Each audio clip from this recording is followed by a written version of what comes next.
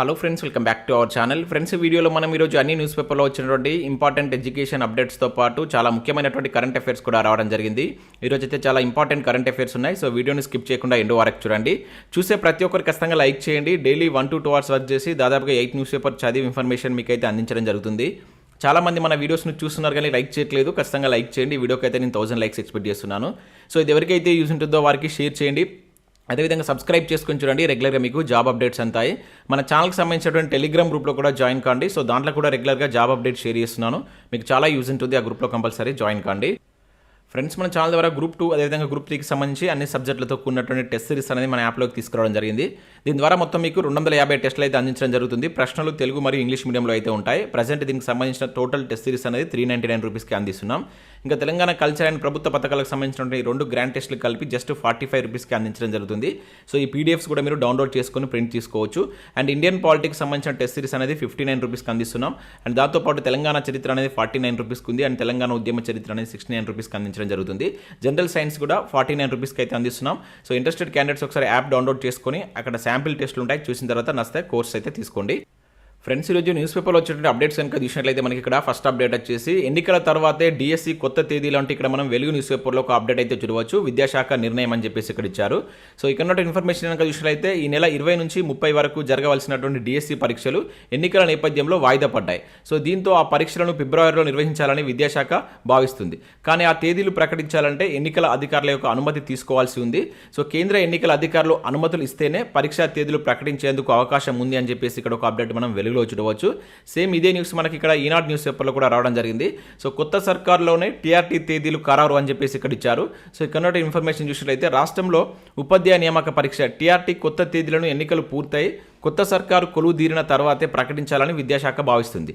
So ఈ నెల 20వ తేదీ నుంచి పరీక్షలు ప్రారంభమవుతాయని మొదట ప్రకటించిన సో ఎన్నికల కారణంగా వాయిదా వేసినటువంటి సంగతి తెలిసింది అని చెప్పేసి ఇక్కడ చూడవచ్చు. యాక్చువల్లీ మనకి ఈ నెల 20 నుంచి ఎగ్జామ్స్ అనేవి ఉండేవి, కాకపోతే ఎన్నికల నేపథ్యంలో వీటిని అయితే పోస్ట్పోన్ చేశారు. అయితే వీటిని ఫిబ్రవరిలో కండక్ట్ చేయాలని విద్యాశాఖ భావిస్తున్నప్పటికీ సో ఎన్నికల కమిషన్ యొక్క పర్మిషన్ అయితే తీసుకోవాల్సి ఉంటుంది.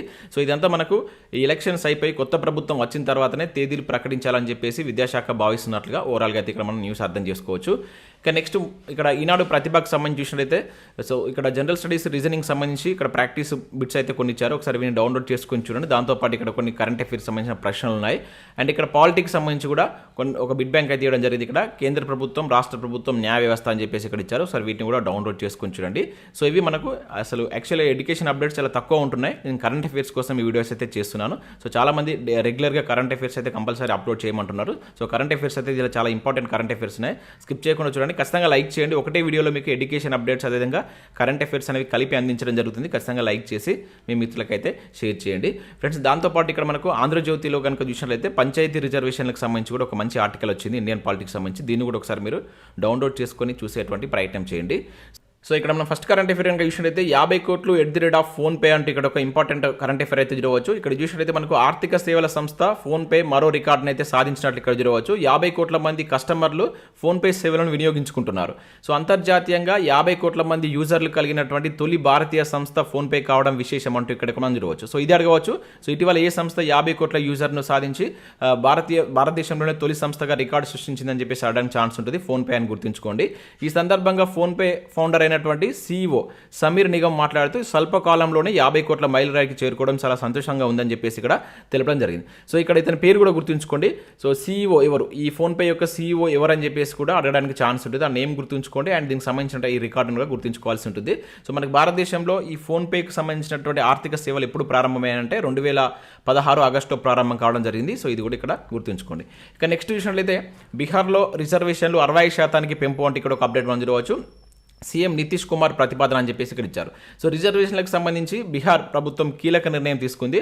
రాష్ట్రంలో ప్రస్తుతం SC, ST, OBCలకు రిజర్వేషన్లు 50% ఉండగా వాటిని 60%కి పెంచాలని చెప్పేసి నిర్ణయం తీసుకున్నట్లు ఇక్కడ మనం చూడవచ్చు. సో 50% ఉండేటువంటి రిజర్వేషన్లు 60%కి పెంచాలని చెప్పేసి నిర్ణయం తీసుకుంది. ఆర్థికంగా వెనుకబడినటువంటి ఏదైతే EWS వర్గాలకు కేంద్రం కల్పించినటువంటి 10% రిజర్వేషన్లు కలుపుకుంటే మొత్తం అక్కడ రిజర్వేషన్లు 70% చేరున్నాయి. అంటే ఈ ప్రతిపాదన 1992లో మనకు ఇందిరా సహాని కేసులో ఇచ్చినటువంటి సుప్రీంకోర్టు విధించినటువంటి 50% పరిమితిని దాటుతుందని కూడా ఇచ్చారు. మరి దీనికి సంబంధించి తర్వాత ఎటువంటి పరిణామాలు ఉంటాయో చూడాలి. కాకపోతే అక్కడ 60% రిజర్వేషన్లు ఇవ్వాలని చెప్పేసి చెప్పేసి అక్కడ ఉన్నటువంటి నితీష్ కుమార్ ప్రభుత్వం ఇక్కడ నిర్ణయం తీసుకున్నట్లయితే చూడవచ్చు. ఇది గుర్తుంచుకోండి. ఏ స్టేట్ అని చెప్పేసి అడుగుతుంది. ఇటీవల ఏ స్టేట్ 60% రిజర్వేషన్లు ఇవ్వాలని చెప్పేసి నిర్ణయం తీసుకుంది అని చెప్పేసి అడగడానికి ఛాన్స్ ఉంటుంది. సో బీహార్ స్టేట్ అని చెప్పేసి గుర్తుంచుకోండి.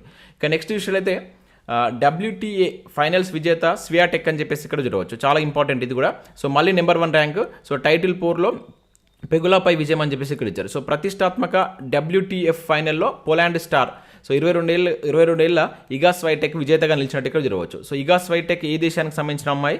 సో పోలాండ్కి సంబంధించినటువంటి వ్యక్తి. సో సోమవారం రాత్రి జరిగినటువంటి మహిళల సింగిల్స్ ఫైనల్లో సో ఇక్కడ ఈ 2వ సీడ్ ఇగా స్వైటెక్ సో ఇక్కడ అమెరికా స్టార్ జెసికా పెగలను ఓడించి సో సెట్ని అయితే కైవసం చేసుకొని ఈ ఏదైతే WTA ఫైనల్స్ విజేతగా అయితే నిలవడం జరిగింది అనమాట. ఇది గుర్తుంచుకొని దీని ద్వారా ఆమె మళ్ళీ నెంబర్ 1 ర్యాంక్ అయితే చేరుకోవడం జరిగింది. ఆమె ఏ దేశానికి సంబంధించిన పర్సన్? పోలాండ్కి సంబంధించినటువంటి పర్సన్. అది కూడా గుర్తుంచుకోండి. టైటిల్ విజేత అండ్ ఆమె ఏ కంట్రీకి సంబంధించిన పర్సన్ కూడా ఇంపార్టెంట్. ఇక నెక్స్ట్ చూసినట్లయితే ప్రళయ్ పరీక్ష విజయవంతం అంటే ఇక్కడ ఒక ఇంపార్టెంట్ కరెంట్ అఫైర్ చూడవచ్చు. LAC అదేవిధంగా LOC వద్ద మరింత భద్రత అని చెప్పేసి ఇక్కడ ఇచ్చారు. సో ఇక్కడ మనం చూసినట్లయితే భారత రక్షణ శాఖ అమల పదవిలోకి మరో అవసరం చేరనుంది. సో ఉపరితలం నుండి ఉపరితలం, ఇది చాలా ఇంపార్టెంట్ అండి. ఉపరితలం నుండి ఉపరితలంపై ఉన్నటువంటి లక్ష్యాలను ఛేదించేటువంటి షార్ట్ రేంజ్ బాలిస్టిక్ మిసైల్ను రక్షణ శాఖ మంగళవారం విజయవంతంగా పరీక్షించింది. సో ఒడిశాలో ఉన్నటువంటి అబ్దుల్ కలాం ద్వీపం నుండి 9 గంటల 55 నిమిషాలకు ఈ మిసైల్ ప్రయోగించగా నిర్దేశిత కక్షలన్నింటినీ చేరుకుందని రక్షణ శాఖ అధికారులు వెల్లడించినట్టు ఇక్కడ మనం చూడవచ్చు. చాలా ఇంపార్టెంట్. సో ఇటీవల వార్తల్లో ఉన్నటువంటి ప్రళయ్ అనేది ఈ క్రింది ఏ లక్ష్యాలను ఛేదిస్తుందని చెప్పేసి అడగడానికి ఛాన్స్ ఉంటుంది. ఉపరితలం నుంచి ఉపరితల లక్ష్యాలు. సో దానిలో భాగంగా 500 నుంచి 1000 కిలోమీటర్ల పేలోడ్ను మోసుకెళ్లేటువంటి సామర్థ్యం ఉంటుందట. అదేవిధంగా సో ఈ ప్రళయం అనేది 350 కిలోమీటర్ల నుంచి 500 కిలోమీటర్ల దూరం ఉన్న లక్ష్యాలను ఛేదించేటువంటి స్వల్ప శ్రేణి క్షిపణి అని చెప్పేసి కూడా వీళ్ళైతే తెలపడం జరిగింది. ఇది ఉపరితలం నుంచి ఉపరితలానికి అనమాట. అది గుర్తుంచుకుంటే ఆ రకంగా క్వశ్చన్స్ అడడానికి ఎక్కువగా ఛాన్స్ ఉంటుంది. ఇక నెక్స్ట్ విషయం అయితే మనకి అవినీతి ఆరోపణలతో పోర్చుగల్ ప్రధాని రాజీనామా అంటే ఇక్కడ ఒక అప్డేట్ మనం చూడవచ్చు. ఇది కూడా ఇంపార్టెంట్ అండి. ఇక్కడ చూసినట్లయితే మనకు అవినీతి ఆరోపణల కారణంగా పోర్చుగల్ ప్రధాని ఆంటోనియో కోస్టా మంగళవారం రాజీనామా చేశారు. సో తనపై అవినీతి ఆరోపణలు రావడం ఆశ్చర్యానికి గురయ్యానని, సో అయినప్పటికీ విచారణకు సహకరిస్తారని ఆయన చెప్పినట్టుగా చూడవచ్చు. సో ఇటీవల పేరు ఇచ్చేస్తారు. ఈ ఆంటోనియో కోస్టా అనేటువంటి వ్యక్తి ఏ దేశానికి సంబంధించి తన యొక్క పదవికి రాజీనామా చేశారని చెప్పేసి అడగడానికి ఛాన్స్ ఉంటుంది. పోర్చుగల్ దేశం అని చెప్పేసి గుర్తుంచుకోండి. నేమ్ గుర్తుంచుకోండి. అండ్ ఆ దేశానికి సంబంధించిన ఏ దేశానికి సంబంధించినటువంటి ఇష్యూ అనేది కూడా ఇంపార్టెంట్ ఇక్కడది. సో నెక్స్ట్ అప్డేట్ ఇక్కడ మనం చూసినట్లయితే స్పోర్ట్స్కి సంబంధించి ఒక ఇంపార్టెంట్ కరెంట్ అఫైర్ ఇక్కడ మనం చూడవచ్చు. కలయ మ్యాక్సీ మాయానా అంటే ఇక్కడ ఇవ్వడం జరిగింది. మ్యాక్స్వెల్ అజయ డబుల్ సెంచరీ, ఆఫ్ఘనిస్తాన్పై ఆసీస్ అద్భుత విజయం, ప్రపంచ కప్ సెమీఫైనల్లో ప్రవేశం అంటే ఇక్కడ ఇచ్చారు. అయితే నిన్న జరిగినటువంటి మ్యాచ్లో కొన్ని రికార్డ్స్ అయితే నమోదు కావడం జరిగింది. వాటిని మనం ఇక్కడ గుర్తుంచుకోవాల్సి అయితే ఉంటుంది. ఇక్కడ మనం చూసినట్లయితే వన్డే ప్రపంచ కప్లో ఇది 3వ ద్విశతకం. సో క్రిస్ గేల్ తర్వాత మార్టిన్ గుప్తిల్ తర్వాత మనకు మ్యాక్స్వెల్ అయితే డబుల్ సెంచరీ చేయడం జరిగింది. ఇక్కడ ఏంటంటే వన్డే ప్రపంచ కప్ టోటల్ వన్డేలో కావచ్చు, టోటల్ వన్డేలో చాలా మంది డబుల్ సెంచరీ చేశారు. సో ఇక్కడ ఓన్లీ వన్డే ప్రపంచ కప్లో డబుల్ సెంచరీ చేసినటువంటి 3వ వ్యక్తిగా మనకు మ్యాక్స్వెల్ అయితే రికార్డు సృష్టించిండు. సో దానిలో చేజింగ్లో మొట్టమొదటిసారిగా డబుల్ సెంచరీ చేసినట్టు పర్సన్ ఎవడైతే రికార్డు సృష్టించడం జరిగింది. సో వీటికి సంబంధించి ఇక్కడ గుర్తుంచుకోండి. ఈ రకంగా క్వశ్చన్ అడడానికి ఛాన్స్ ఉంటుంది. లేకుంటే ఇప్పుడు జరుగుతున్నటువంటి వరల్డ్ కప్లో డబుల్ సెంచరీ చేసినటువంటి పర్సన్ ఎవరు, ఏ దేశానికి సంబంధించిన పర్సన్ అని చెప్పేసి కూడా అడగడానికి ఛాన్స్ ఉంటుంది. సో ఇతను మ్యాక్స్వెల్ ఆస్ట్రేలియాకు సంబంధించినటువంటి పర్సన్. సో ఇవి మనకు వివిధ న్యూస్ పేపర్లో వచ్చినటువంటి ముఖ్యమైనటువంటి ఎడ్యుకేషన్ అప్డేట్స్, అదేవిధంగా కరెంట్ అఫైర్స్. సో వీడియో నచ్చినట్లయితే లైక్ చేసి మీ మిత్రులకైతే షేర్ చేయండి. అదేవిధంగా మన యాప్ను డౌన్లోడ్ చేసుకుని దానిలో మీకు చాలా మంచి ఆఫర్స్ అయితే ఉన్నాయి టెస్ట్ సిరీస్ పైన. ఇంట్రెస్టెడ్ క్యాండిడేట్స్ ఒకసారి డౌన్లోడ్ చేసుకుని చెక్ చేసిన తర్వాత నచ్చితే కోర్స్ అయితే తీసుకోండి. Thanks for watching. Thank you.